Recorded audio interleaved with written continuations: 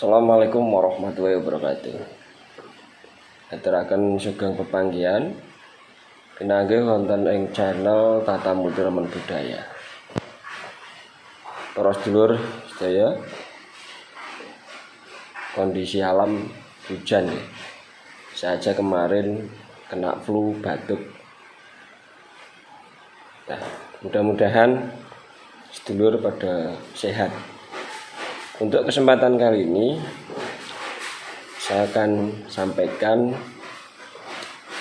caranya buang energi negatif dengan media itu uyah krosok atau garam krosok. Kalau garam krosok itu tradisi orang Jawa kuno itu punya kepercayaan itu membuang atau mencegah energi negatif.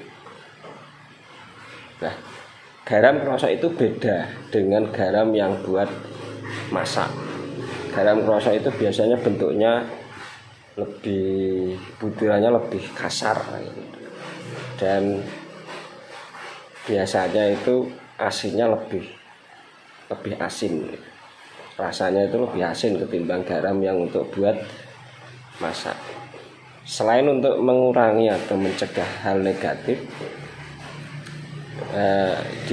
diyakini pula adanya energi positif itu ada bisa ketarik untuk menarik energi positif. Nah, ada beberapa yang menjadi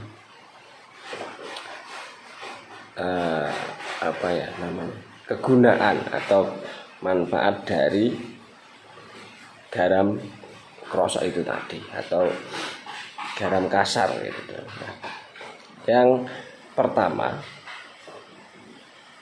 itu dengan caranya orang dulu itu siram atau mandi. Mandinya itu ngambil garamnya itu sak gegem, dimasukkan ke ember, terus bukan digebur kayak mandi biasa enggak, tapi hanya di pundak kanan kiri, mukanya hanya untuk basuhan gitu. Untuk raup, cara wong Jawa ini kanggo raupan lah, yang disiram itu bahu kanan kiri, bukan digebur, dan ini tanpa mantra. Ini untuk yang untuk mandi. Jadi biasanya dipakai untuk membuang energi negatif yang ada di dalam tubuh. Ini yang pertama, yaitu garam krosok untuk mandi seseorang. Terus ada pula garam krosok orang dulu itu dimasukkan di kantong kecil ya, kantong kecil, terus ditempatkan di pintu belakang tapi bagian dalam. Jadi kalau sini luar, bagian dalamnya itu di tengah-tengah pintunya itu pasangi garam krosok dengan bungkusnya itu kantong berwarna putih. Ini nggak tahu kenapa, baik itu ataukah aroma, kayak hewan-hewan yang mungkin berbahaya itu tidak masuk ke rumah. Dan juga energi-energi negatif baik untuk keluarga ataupun penghuni rumah itu bisa dihindari atau bisa dicegah dengan garam krosok yang dimasukkan di kantong putih, digantungke atau dipaku di atas pintu belakang rumah. Sisi yang lainnya juga bisa ngendongke beras atau ngendongke rezeki gitu istilahnya. Jadi beras itu selalu ada ketercukupan untuk kebutuhan makan sekeluarga. Itu kalau ditaruh di pintu belakang. Terus kemudian yang selanjutnya ada yang menempatkan itu sak jumput sak.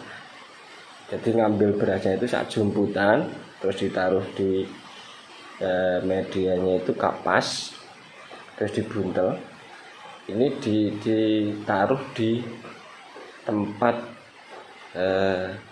penyimpan uang, bisa juga dompet atau tas. Ini untuk menghindari uang hilang itu tanpa sebab gitu Pak. Ya meskipun sesuatu pasti ada sebabnya, tapi orang dulu itu menggunakan teknis ini, itu dimasukkan di tas. Kalau misal garamnya, garam krosok tadi dimasukkan di kapas, terus dibuntel, terus dimasukkan di dalam dompet atau tas itu tadi yang untuk naruh uang, diyakini ataupun berupaya itu untuk uangnya tidak hilang. Itu yang garam krosok dimasukkan di tempat uang atau di dalam dompet.